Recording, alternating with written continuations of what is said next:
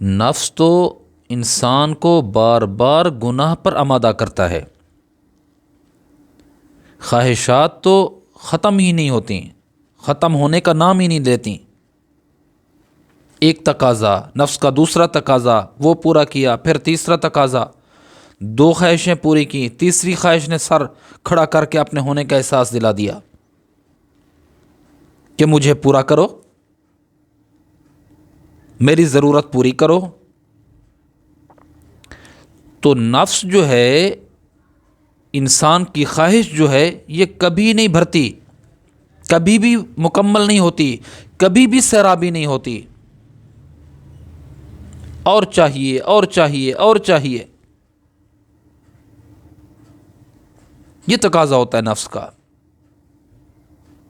اور بندہ کہے کہ اس خواہش کو پورا کروں، اگلی خواہش کو دبا لوں گا، نہیں، پھر عادی بن جائے گا، عادت فطرت میں شامل ہو جائے گی. اور فطرت کو تبدیل کرنا معنی رکھتا ہے. ایک بادشاہ تھا، اس کی اولاد نہیں تھی، بیٹا نہیں تھا. وزیر سے کہا کہ کل اپنا بیٹا لے کے آنا. وزیر نے کہا ٹھیک ہے. دوسرے دن وزیر اپنے شہزادے کو خوبصورت کر کے بادشاہ کی خدمت میں پیش کیا. بادشاہ کو وہ بچہ بھلا لگا، پیارا لگا، قریب بلایا، بوسہ دیا، سر پہ شفقت کا ہاتھ رکھا. محرومی تھی نا. بادشاہ نے کہا وزیر، یہ بچہ آپ کا ہے، یہ مجھے بہت پیارا لگا، اب اس کو رونے نہیں دینا کبھی بھی، اس کی ہر خواہش کو پورا کرنا ہے.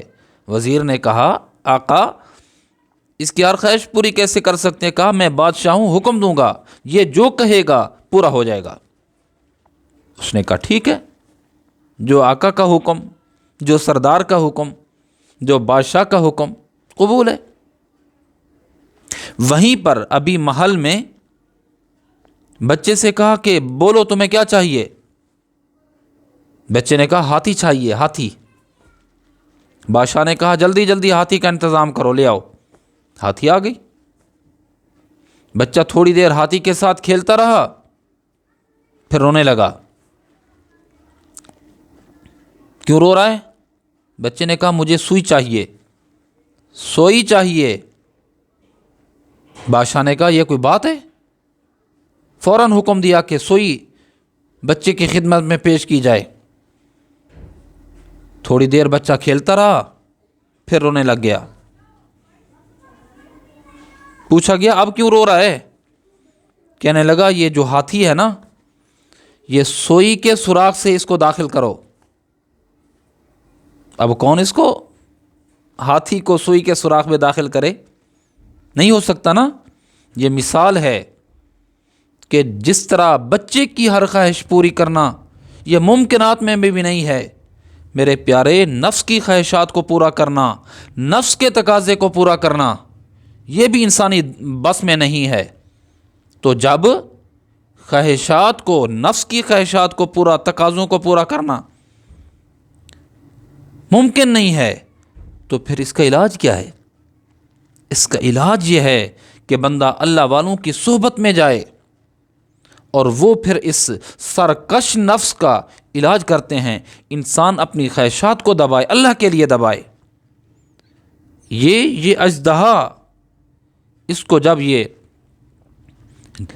تقاضے کو دبائے گا، بندہ خواہشات کو دبائے گا اور اللہ والے کی صحبت میں، طبیب کی صحبت میں، حکیم کی صحبت میں، شیخ صالح کی صحبت میں یہ بندہ جائے گا، تو وہ اس کا اچھے طریقے سے علاج کریں گے. بس بندہ اپنے شیخ جس کے ساتھ مزاج ملتا ہو اس کے پاس پڑا رہے اور وہ مجاہدات اور ریاضات کراتے رہیں، یہ ان پہ عمل کرتا رہے. یہ جو نفس کا تقاضا ہے یہ ختم ہو جائے گا. یہ نفس کا اژدہا یہ اللہ والوں کی صحبت میں مر جائے گا.